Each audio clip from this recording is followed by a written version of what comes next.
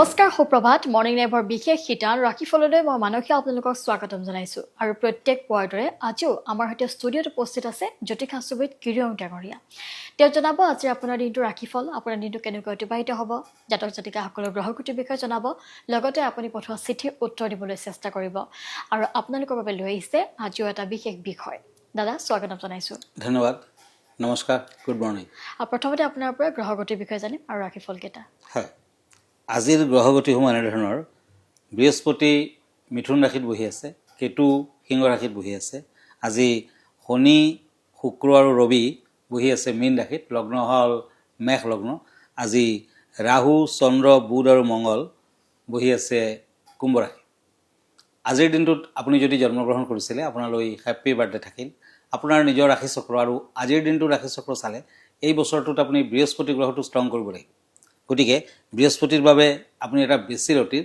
Golden topaz ৰত্ন use কৰক এই ষ্টোনটো আপুনি তৰ্জনীত পিন্ধক আৰু পাৰিলে সোণত বনাই পিন্ধক নতুবা ৰূপত পিন্ধক নিশ্চয় ভাল ফল লাভ কৰিব পাৰিব ধন্যবাদ এতিয়া আহিছোঁ আজিৰ দিনটো ৰাশিফললৈ প্ৰথমতে মেঘ ৰাশিৰ ফলাফল ওৱান্স এণ্ড টেম্পাৰেন্স এৰিছ আজি উপাৰ্জন আৰু সঞ্চয় বৃদ্ধিৰ যুগ হেৰুৱা সম্পদ আজি পুনঃপ্ৰাপ্তি হ'ব পাৰে শৰীৰত শুভ ফল সন্তানৰ ভৱিষ্যতৰ বাবে চিন্তা থাকিব প্ৰেমত আনন্দ লাভ আজিৰ দিনটোত অৰেঞ্জ কালাৰ লাকি চিলভাৰ কালাৰ আনলাকি এতিয়া বৃষ ৰাশি কাপছ এণ্ড নাইট অফ শ্ব'ৰ্টছ তৰাছ আজি শিল্পীসকলৰ প্ৰাপ্য সন্মান লাভ কৰিব পাৰিব আনন্দিত হ'ব পত্নীৰ লগত মতবিৰোধ ব্যৱসায় বাণিজ্যত উন্নতি বৃদ্ধিৰ যুগ প্ৰেমত সাৱধান থাকক গ্ৰীণ কালাৰ লাকি পিংক কালাৰ আনলাকি এতিয়া আহিছোঁ পেণ্টাকলছ এণ্ড শ্বৰ্টছ মিথুন ৰাশি জেমিনি আজি ধনলাভৰ যুগ দেখা যায় কৰ্মৰ সূত্ৰে ভ্ৰমণৰ যুগ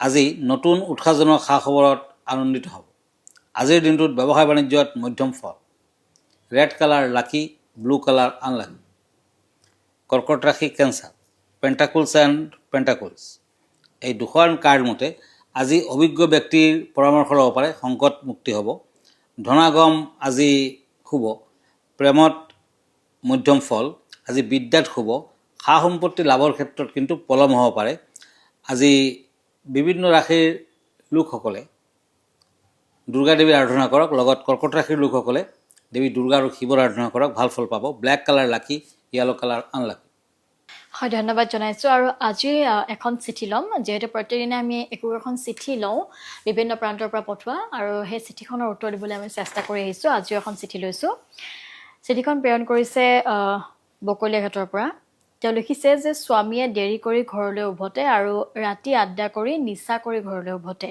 বুজালেও নুবুজে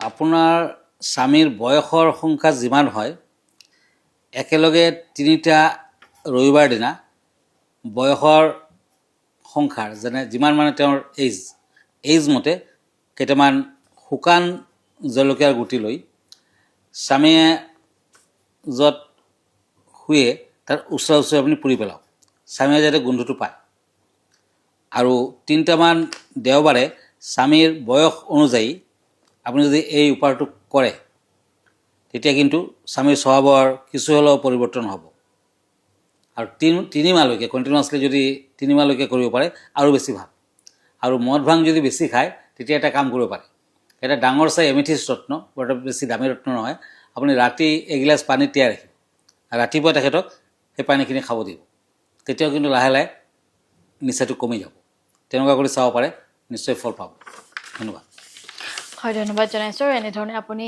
এই সমূহ নিয়ম মানি চলক তেতিয়া আপুনি নিশ্চয় উপকৃত হ'ব এতিয়া সময় হৈছে এটা চমু বিৰতিৰ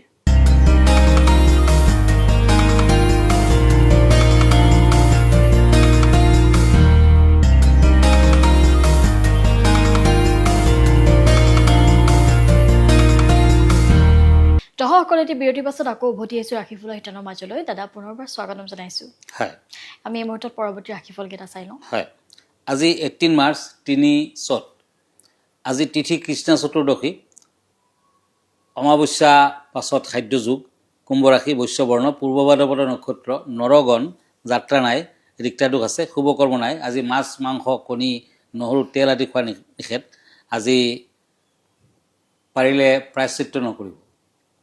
এতিয়া আকৌ ৰাশিফললৈ গৈছোঁ। Once and page of once, সিংহ ৰাশি, লিঅ'। এই দুখন কাৰ্ড মতে আজি কৰ্মৰ ক্ষেত্ৰত জটিলতাৰ যুগ দেখা যায়। কিবা কাৰণত মনটো গধুৰ হ'ব পাৰে। শৰীৰত মধ্যম ফল, বিদ্যাত অধিক মনোযোগৰ প্ৰয়োজন, প্ৰেমত শুভ ফল। আজি দান ধ্যান কৰক, ভাল হ'ব। গল্ডেন কালাৰ লাকি, গ্ৰীণ কালাৰ আনলাকি।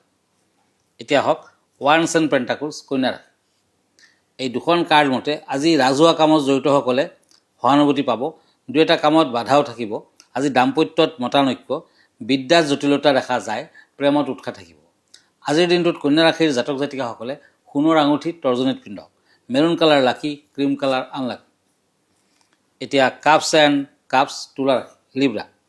আজি কৰ্মৰ ক্ষেত্ৰত শান্তিৰে কাম কৰিব পাৰিব। আৰ্থিক দিশত উন্নতি, বিদ্যাত শুভ ফল, ব্যৱসায় বাণিজ্যত সফলতা লাভ। আজিৰ দিনটোত প্ৰেমত বুজাবুজি থাকিব। লাকি কালাৰ হ'ব পাৰ্পল কালাৰ, আনলাকি কালাৰ হ'ব চিলভাৰ কালাৰ। এতিয়া আহিছোঁ cups and night of once, Scorpio', বৃশ্চিক ৰাশি। আজি চলা ফুৰাত সতৰ্কতা অৱলম্বন কৰিব লাগিব। বিদ্যাত বিশৃংখলতা দেখা যায়। আৰ্থিকত অসুবিধা পৰিব পাৰে। ব্যৱসায় বাণিজ্যত বাধা, প্ৰেমত কষ্ট। আজিৰ দিনটোত বৃশ্চিক ৰাশিৰ জাতক জাতিকাসকলে তামৰ আঙুঠি আৰু লোহাৰ আঙুঠি একেলগে অনামিকাত পিন্ধক, ভাল হ'ব। হোৱাইট কালাৰ লাকি, ৰেড কালাৰ আনলাকি। ধন্যবাদ জনাইছোঁ। আৰু যিহেতু প্ৰত্যেক দিনে একো একোটা বিষয় আপোনালোকৰ বাবে লৈ আহে য'ত সন্নিৱিষ্ট হৈ থাকে বাস্তুশাস্ত্ৰৰ পৰা বিভিন্ন টিপছ, দাদা আজিৰ বিষয়টো কি? হয়, আজিৰ বিষয় হৈছে নৱৰাত্ৰিৰ ঘট প্ৰতিষ্ঠা। আমি জানো বছৰত দুবাৰমান নৱৰাত্ৰি আহে। সকলোৱে নৱৰাত্ৰি পালন কৰে শাৰদীয়া দুৰ্গা পূজাৰ সময়ত, আৰু এই সময়ছোৱাত চ'ত মাহত দেৱী দুৰ্গাৰ আৰাধনা কৰা হয়। গতিকে আজি নৱৰাত্ৰিৰ ঘট আপুনি কেনেদৰে প্ৰতিষ্ঠা কৰিব সেই বিষয়ে দুই এষাৰ কম। চৈত্ৰ নৱৰাত্ৰিৰ ঘট প্ৰতিষ্ঠা। এইবাৰ 2026 চনৰ চ'ত মাহৰ নৱৰাত্ৰি 8 দিনৰ, অৰ্থাৎ অষ্টমী আৰু নৱমী তিথি 26 মাৰ্চত একেদিনাই পৰিছে। নৱৰাত্ৰিৰ প্ৰথম দিনটোত অৰ্থাৎ 19 মাৰ্চত ঘট স্থাপন কৰাটো আটাইতকৈ গুৰুত্বপূৰ্ণ। ইয়াৰ জৰিয়তে দেৱী দুৰ্গাক ঘৰলৈ আমন্ত্ৰণ জনোৱা হয়। ঘৰৰ উত্তৰ পূব কোণত পূজাৰ স্থান নিৰ্বাচন কৰক আৰু ঠাইখিনি পবিত্ৰ পানীৰে মুচি শুদ্ধ কৰি লওক। এটা ৰঙা কাপোৰ লৈ স্বস্তিক আঁকি কাঠৰ পীৰাত ৰাখক আৰু কেইটামান অক্ষত আতপ চাউল, ফুল, দুবৰি আৰু দেৱীৰ ফটো বা মূৰ্তি ৰাখিব। মাৰ মূৰ্তি নতুবা ফটোখনত কমলা ৰঙৰ সেন্দুৰৰ ফুট লগাব, কাৰণ মাৰ কমলা সেন্দুৰ অতি প্ৰিয়। মাটিৰ ঘট এটাত ৰঙা সূতা বান্ধি ল'ব আৰু মাটিৰ ঘৰটোত 9টামান কমলা ৰঙৰ সেন্দুৰ নতুবা তেল সেন্দুৰৰ ফুট লগাব।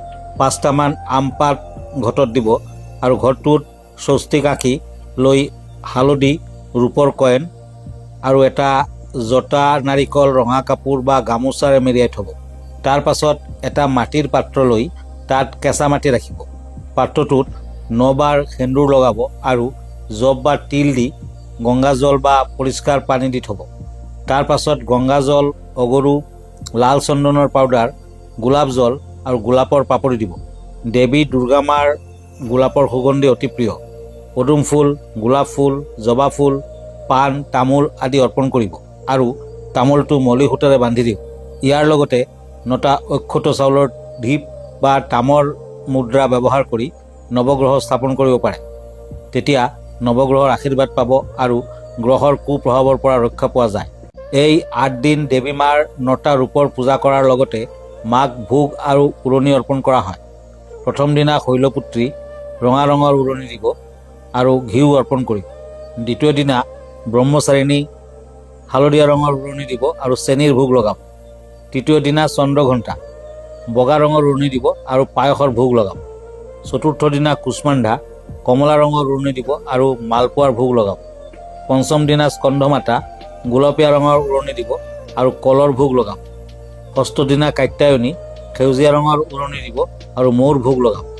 সপ্তমী দিনা কালৰাত্ৰি আকাশী ৰঙৰ উৰণি দিব আৰু গুড়ৰ ভোগ লগাব। অষ্টমী দিনা মহাগৌৰী গেৰুৱা ৰঙৰ উৰণি দিব আৰু নাৰিকলৰ ভোগ লগাব আৰু সিদ্ধিদাত্ৰী মেৰুণ ৰঙৰ উৰণি দিব আৰু কলা তিলৰ ভোগ লগাব। মাৰ ভোগত সদায় বাতাচা আৰু লং দিব লাগে। এই 8 দিন কোনো ধৰণৰ চাউল, ঘেঁহু আৰু টেঙা ফল নাখাব। মনত ৰাখিব, প্ৰথম দিনাখন ঘটৰ ওচৰত যি অখণ্ড চাকি জ্বলাব সেই চাকি গছি 8 দিনলৈকে জ্বলি থাকিব লাগিব। ঘিউৰ চাকি জ্বলাব পাৰে নতুবা তেলৰ চাকিও জ্বলাব পাৰে। দাদা এই মুহূৰ্তত আমি পৰৱৰ্তী ৰাশিফলকেইটা চাই লওঁ। হয়, নৱৰাত্ৰিৰ ঘটৰ লগত আপোনাক সেই পবিত্ৰ চাকি গছি অখণ্ড চাকি গছি প্ৰতিষ্ঠা কৰিব দিলোঁ। সকলোৱে কৰক, সকলোৱে কৰিব পাৰে, তেতিয়া নিশ্চয় দেৱীৰ আশীৰ্বাদ লাভ কৰিব পাৰিব। ধন্যবাদ। এতিয়া মই কাপছ এণ্ড কিং অফ ছৰ্ডছ এই দুখন কাৰ্ড ল'লোঁ ধনুৰাশিসকলৰ বাবে চেৰিটেৰিয়াছ। ব্যৱসায় বাণিজ্যত লাভৱান হ'ব, সমাজসেৱীসকলৰ বাবে সন্মান লাভৰ কাৰকতা, নিবনুৱাৰ কৰ্মলাভ প্ৰাপ্তিৰ যুগ। আজি পিংক কালাৰ লাকি, অৰেঞ্জ কালাৰ আনলাকি। এতিয়া আহিছোঁ ওৱান্স এণ্ড পেণ্টাকুলছ মকৰ ৰাশি কেপ্ৰিকৰ্ণ। আজি চাকৰিয়ালসকলৰ বাবে দিনটো শুভ, কৰ্মত নতুন পৰিকল্পনাত উপকৃত হ'ব। নিবনুৱাসকলৰ কৰ্মসংস্থাপনৰ যুগ, প্ৰেমত কিন্তু বাধা আছে। আজি দান ধ্যান কৰক, দুখীয়াক সেৱা কৰক, ভাল হ'ব। য়েলো কালাৰ লাকি, পাৰ্পল কালাৰ আনলাকি। এতিয়া হওক পেণ্টাকুলছ এণ্ড এইজ অফ ছৰ্ডছ কুম্ভ ৰাশি। আজি পুৰণা মামলা মকদ্দমাৰ নিষ্পত্তি হ'ব পাৰে, বাধা বিঘিনিৰ মাজেদি কৰ্মত সফলতা লাভ, আয় বৃদ্ধিৰ চেষ্টাত সফলতা, প্ৰেমত শুভ ফল। চিলভাৰ কালাৰ লাকি, ব্লেক কালাৰ আনলাকি। এতিয়া হওক পেণ্টাকুলছ এণ্ড ছৰ্ডছ মীন ৰাশি। আজি কোনো শুভ সংবাদত আনন্দিত হ'ব, মানসিক কিছু অশান্তি থাকিব। ব্যৱসায় বাণিজ্যত নতুন কথা দেখুৱাই আছে, শুভ ফল দেখুৱাই আছে, প্ৰেমত উৎসাহ থাকিব। মীন ৰাশিৰ জাতক জাতিকাসকলে আজিৰ দিনটোত শংখৰ আঙুঠি পিন্ধক, ভাল হ'ব। ব্লু কালাৰ লাকি, ব্লেক কালাৰ আনলাকি। হয়, ধন্যবাদ জনাইছোঁ। আৰু এয়া আছিল আজিৰ দিনটোৰ ৰাশিফল। গতিকে দৰ্শকসকল, আপোনালোক যদি বিভিন্ন সমস্যাত ভুগি আছে, বাস্তুশাস্ত্ৰৰ দিশতে হওক বা বিভিন্ন টিপছ যদি আপুনি নাজানে, বা আপুনি স্বাস্থ্য ক্ষেত্ৰত যদি কিবা বাধাৰ সন্মুখীন হৈছে বা কিবা সমস্যাত ভুগিছে, বা আপুনি শিক্ষাৰ ক্ষেত্ৰতে হওক, বিবাহৰ ক্ষেত্ৰতে হওক, বিভিন্ন যদি বাধাৰ সন্মুখীন হৈ আছে, তেতিয়াহ'লে আপুনি কিৰণ ডাঙৰীয়াৰ সৈতে যোগাযোগ কৰিব পাৰে, আপোনাৰ সমস্যাটি জনাব পাৰে। প্ৰতি পুৱা 7:40 প্ৰাগ নিউজত আপুনি পোনপটীয়া সম্প্ৰচাৰ যোগে তেওঁক আপোনাৰ সমস্যা জনাব পাৰে। লগতে প্ৰতি দেওবাৰে নিশা 10 বজাত প্ৰাগ নিউজত পোনপটীয়া সম্প্ৰচাৰত আপোনাৰ সমস্যাটি জনাব পাৰে কিৰণ ডাঙৰীয়াক। আৰু যদিহে আপুনি ব্যক্তিগতভাৱে তেওঁক লগ ধৰিব বিচাৰে, তেতিয়াহ'লে আপুনি পল্টন বজাৰ স্থিত চেম্বাৰত গৈ আপুনি তেওঁক লগ ধৰিব পাৰে, আপোনাৰ সমস্যাটি জনাই সমাধান ল'ব পাৰে। দাদা, আপোনাৰ সম্পূৰ্ণ ঠিকনাটি জনাব। হয়, মনত ৰাখিব, মই ইনষ্টাগ্ৰামত আছোঁ, ইউটিউবত আছোঁ, ফেচবুকতো আছোঁ। আৰু প্ৰতি দেওবাৰে মই ৰাতি 10টামান বজাত প্ৰাগ নিউজত লাইভ প্ৰগ্ৰামত থাকোঁ। আমাৰ ঠিকনা এষ্ট্ৰলজাৰ কিৰো য়াং, Ratnakuber gems and jewellery, Paltan Bazar, Manipuri বস্তি, গুৱাহাটী 7। ফোন নাম্বাৰটো হ'ল 8829211171 আৰু এটা নাম্বাৰ হ'ল 9957421212। আমাৰ ইমেইল এড্ৰেছটো হ'ল kiroyangastrologer@kiroyang.com। ধন্যবাদ, নমস্কাৰ। ইয়াৰ লগে লগে মই মানসে বিদায় লৈছোঁ। ধন্যবাদ।